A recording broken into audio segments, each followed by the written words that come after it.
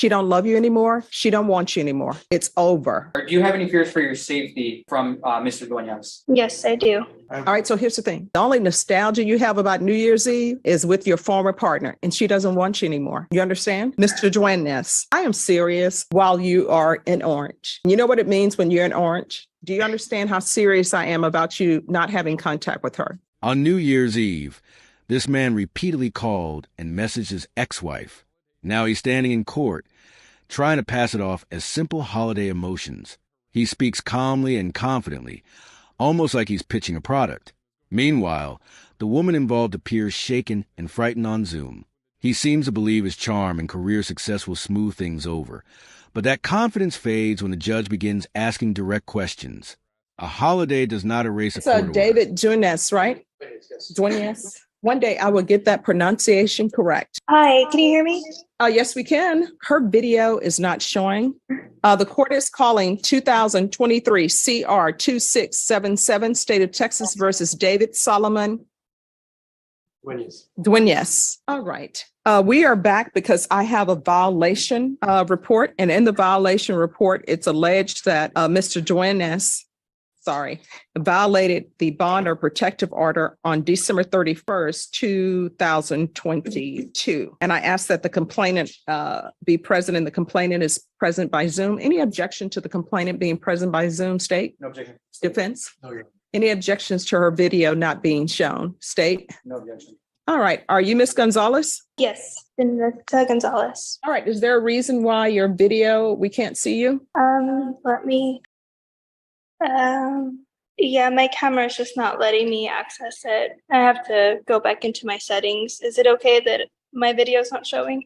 Neither party has an objection. You are who you say you are, correct? Yes, ma'am. All right. If it turns out you are someone else pretending to be Miss Gonzalez, we're going to have a problem. You understand? Yes, ma'am. All right. Anyone wish to call her as a witness? I do not, Judge. Your Honor, we just have a few questions for Mr. Gonzalez. All right. Miss Gonzalez, can you raise your right hand for me, please? Yes, Do ma'am. you solemnly swear affirm the testimony you give will be the truth and nothing but the truth, so help you God? Yes, ma'am. All right. You can lower your hand. State your name for the record. My name is Vanessa Gonzalez.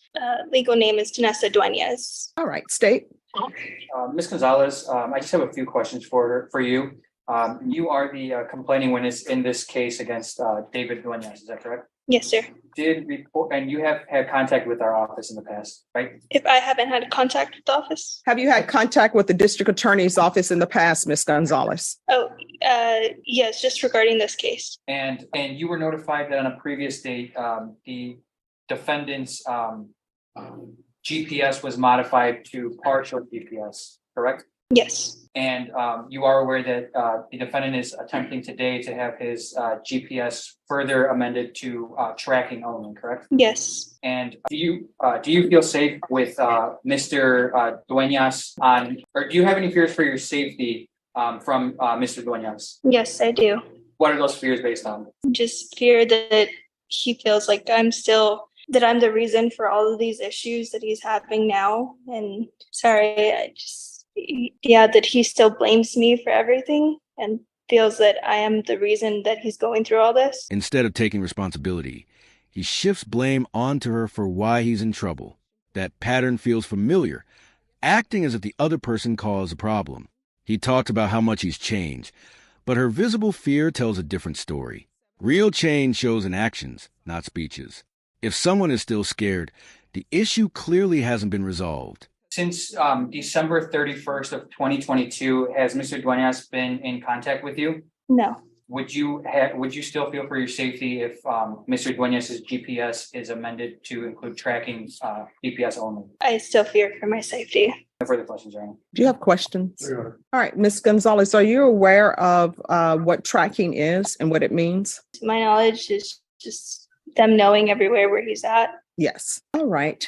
Thank you for coming in by Zoom on short notice. No one asked her the question, but I want to know with regards to this violation of protective order, Ms. Gonzalez, with regards to violation of this protective order, how did it come that you all had contact? He started calling my phone consistently one night. Yeah, then it was repeated calls to the point where I couldn't even enjoy time with my family. Okay. All right. Thank you. So what is his current conditions? He has partial, Judge, and he has from early in the morning till late in the evening because he works as a salesman and has long hours. What is he doing as a salesman?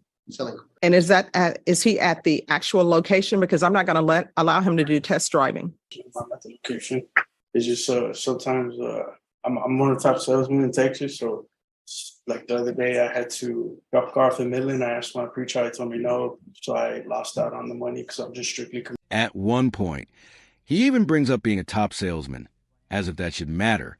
But this isn't a business deal, it's a courtroom. The judge isn't impressed by sales numbers. The only thing that matters is whether he followed protective order. It sounds like he's trying to steer the conversation away from a violation instead of admitting fault. Sales skills don't override legal paperwork. I had to lose out on the deal. That's how I take care of my kids at home right now. So it's been affecting me. So you have children who live with you? Then why? I don't understand this relationship issue with Ms. Gonzalez. Do you understand that this relationship is over in the eyes of the court? Yes, ma'am. I moved on. All right. So here's the thing. She don't love you anymore. She don't want you anymore. Maybe she still loves you. I don't know. But I'm telling you, she doesn't want you anymore. It's over. And Judge, some details that we left out. I don't want to particularly talk about the facts of the case because that case is pending in the county court as well. But he has a child with her. He has a child support order with her. And the phone call was strictly about he wanting to see his child. Well, he needs to handle that. You need to handle that through court. He understands that now. And unfortunately, it was New Year's Eve and people get nostalgic and sentimental on New Year's Eve. And that's kind of. Nobody wants to see anybody on New Year's Eve. The goal for New Year's Eve is to make it to New Year's Day. I can understand people being nostalgic. The only nostalgia you have about New Year's Eve is with your former partner, and she doesn't want you anymore. It's over. You understand? Is that a yes or no? Yes, ma'am. I understand.